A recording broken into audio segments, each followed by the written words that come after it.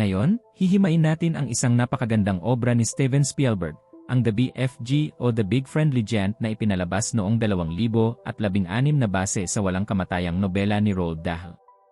Ihanda ang inyong mga sarili sa isang paglalakbay na puno ng mahika, higante, at isang hindi inaasahang pagkakaibigan. Magsisimula ang ating kwento sa isang madilim at tahimik na gabi sa London noong dekada 60. Dito natin makikilala ang isang 10 taong gulang na batang ulila na nagngangalang Sophie. Si Sophie ay hindi ordinaryong bata, siya ay may insomnia, matalino, at may katigasan ng ulo. Habang ang buong ampunan ay natutulog ng mahimbing, si Sophie ay gising na gising pa rin sa ganap na 3:00 ng madaling araw.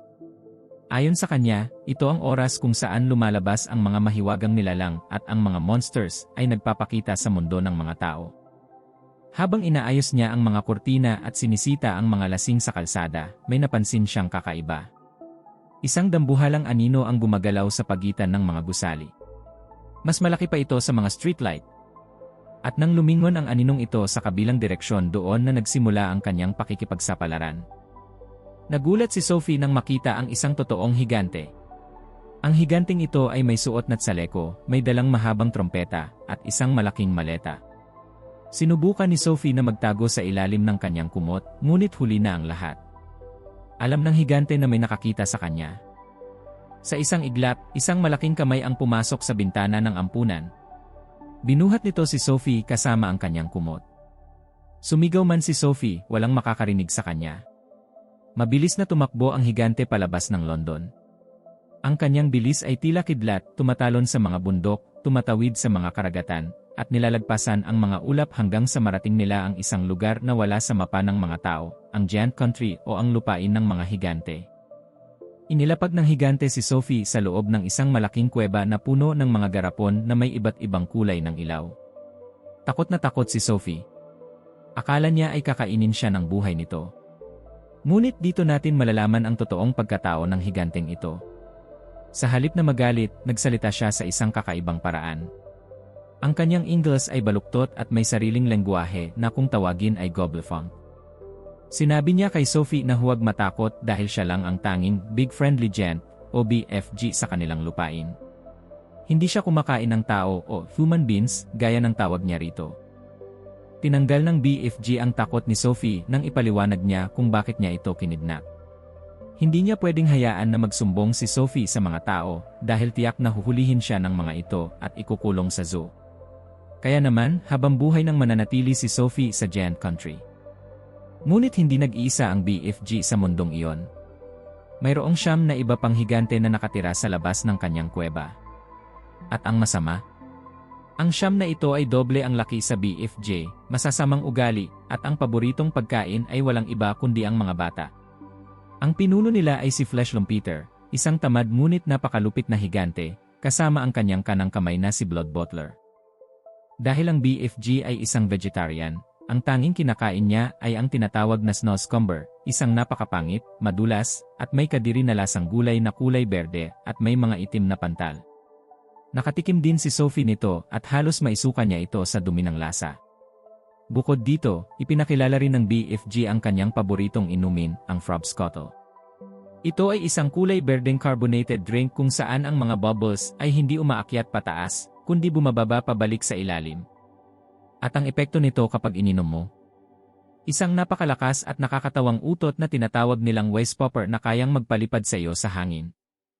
Habang lumilipas ang mga oras, naging malapit na magkaibigan si Sophie at ang BFG. Tinanong ni Sophie kung ano ang ginagawa ng BFG tuwing gabi sa mundo ng mga tao gamit ang kanyang trompeta at maleta. Ipinakita ng BFG ang kanyang sikretong koleksyon, ang mga panaginip o dreams. Ang BFG ay isang dream catcher. Pumupunta siya sa isang mahiwagang lugar na kung tawagin ay Dream Country. Dinala niya rito si Sophie. Ang lugar na ito ay may isang malaking puno sa gitna ng isang lawa, kung saan ang mga panaginip ay lumilipad na parang mga alitaptap na may iba't ibang kulay. Ang mga kulay ginto ay ang mga magagandang panaginip o Fizzwizards, habang ang mga kulay itim o madilim na pula ay ang mga bangungot o Troublehumpers. Hinuhuli ito ng BFG gamit ang isang net, inilalagay sa garapon, at sa gabi ay pumupunta siya sa London para ihipan ang mga natutulog na bata ng magagandang panaginip gamit ang kanyang mahabang trompeta. Gayunpaman, naging mapanganib ang sitwasyon ni Sophie nang magising ang ibang mga higante. Amoy na amoy ni Fleshlumpeter na may human being sa paligid. Pinasok nila ang kuweba ng BFG at ginulo ang mga gamit nito. Dahil sa takot ng BFG para sa kaligtasan ni Sophie, nagpasya siyang ibalik na lamang ito sa ampunan. Iniwan niya si Sophie sa balkonahe nito. Ngunit si Sophie, na nakaramdam na ng tunay na pagmamahal at pamilya sa BFG, ay tumalon mula sa balkonahe nang mapagtanto niyang naiwan ng BFG ang kanyang salamin. Alam ni Sophie na sasaluhin siya ng BFG at hindi na siya nagkamali. Dito nila napatunayan na hindi na nila kayang maghiwalay pa bilang magkaibigan. Bumalik sila sa Giant Country, ngunit mas lalong naging agresibo ang siyam na higante. Nalaman nilang may itinatagong tao ang BFG. Nalaman din ni Sophie na bago siya kinidnap, mayroon ng ibang batang lalaki na inalagaan ang Yeji noon, ngunit sa kasamaang palad ay nahanap ito ng mga masasamang higante at kinain. Ayaw ng BFG na mangyari ito kay Sophie. Dahil dito, nag-isip si Sophie ng isang matapang at matalinong plano. Sinabi niya na kailangan nilang humingi ng tulong sa pinakamakapangyarihang tao sa England, ang reyna ng United Kingdom. Upang mapaniwala ang reyna na totoo ang mga higanteng kumakain ng tao, gumawa ang BFG ng isang espesyal na panaginip. Pinagsama-sama niya ang iba't ibang panaginip upang lumikha ng isang kwento para sa reyna. Isang panaginip kung saan makikita ng reyna ang tungkol sa mga higanteng kumakain ng mga bata sa England. Ang tungkol sa isang maliit na batang nagngangalang Sophie na nakaupo sa kanyang bintana, at ang tungkol sa pagpapakita ng isang big friendly giant. Isang gabi, patagong pumasok ang BFG at si Sophie sa Buckingham Palace. Inihipan ng BFG ang natutulog na reyna ng ginawa niyang panaginip. Pagkagising ng reyna, laking gulat niya nang makita si Sophie na nakaupo mismo sa kanyang bintana, eksaktong-eksakto sa kanyang napanaginipan. At nang lumingon ang reyna sa hardin, doon ay dahan-dahang nagpakita ang dambuhalang mukha ng BFG na bumabati sa kanya. Ang eksenang ito ay isa sa pinakakatawa-tawa at pinakamagandang bahagi ng pelikula. Inanyayahan ng reyna ang BFG para sa isang marangyang agahan o breakfast sa loob ng palasyo. Dahil sa laki ng BFG, kailangang dugtungan ang mga lamesa, gumamit ng mga hagdan upang iabot ang pagkain, at gumawa ng dambuhalang serving ng pancakes, itlog, at sausages. Ipinakilala rin ng BFG sa reyna at sa kanyang mga opisyal ang kanyang inuming frobiscotto. At ano pa nga ba ang inaasahan natin? Matapos inumin ng reyna, ng kanyang mga katulong, at maging ng kanyang mga paboritong asong corgi ang frobiscotto, sabay-sabay silang nagpakawala ng napakalakas na whiz-popper o utot na nagpalipad sa kanila sa loob ng ballroom.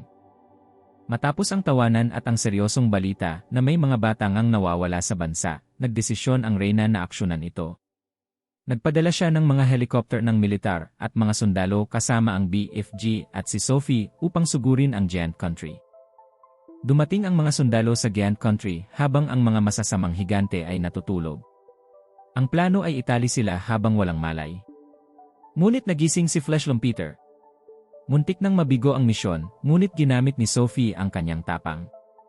Ginamit niya ang isang bangungot o troublehumper na dinala ng BFG upang ihipan si Fleshlumpeter. Sa panaginip nito, nakita niya ang lahat ng kanyang mga kasalanan at ang takot sa mga sundalo, dahilan upang manghina ito. Isa-isang itinali at binuhat ng mga dambuhalang helicopter ang siyam na masasamang higante. Sila ay dinala at ipinatapon sa isang malayong isla sa gitna ng karagatan kung saan wala silang ibang makakain habang buhay kundi ang kadiri at walang lasang gulay na snowscumber. Ito ang naging parusa sa kanilang mga kasamaan. Matapos ang matagumpay na misyon, nagbago ang buhay ng ating mga bida. Si Sophie ay tuluyan ng inampon at pinalaki sa loob ng palasyo, kung saan namuhay siya ng marangya at may maayos na edukasyon. Nagkaroon din siya ng kwarto na may malaking bintana na nakaharap sa malawak na lupain. Ang BFG naman ay nanatili sa kanyang kuweba sa Giant Country, ngunit hindi na siya nag-iisa o natatakot.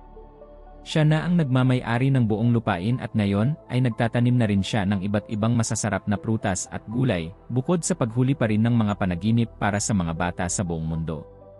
Nagsulat din siya ng isang libro tungkol sa kanilang pakikipagsapalaran, ang librong binabasa natin ngayon.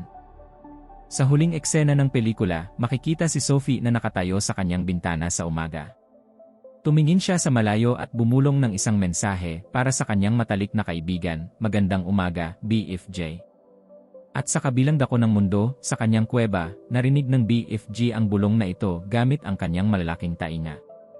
Ngumiti ang higante dahil alam niya na kahit magkalayo sila, ang kanilang pagkakaibigan ay mananatili magpakailanman. At diyan nagtatapos ang kwento ng ating pelikula ngayon. Kung nagustuhan niyo ang recap na ito, huwag kalimutang i-like, mag-comment kung ano ang paborito ninyong eksena, at mag-subscribe para laging updated sa mga susunod nating kwentuhan. Ako muli si Sinigang Movie Recap, hanggang sa muli, paalam.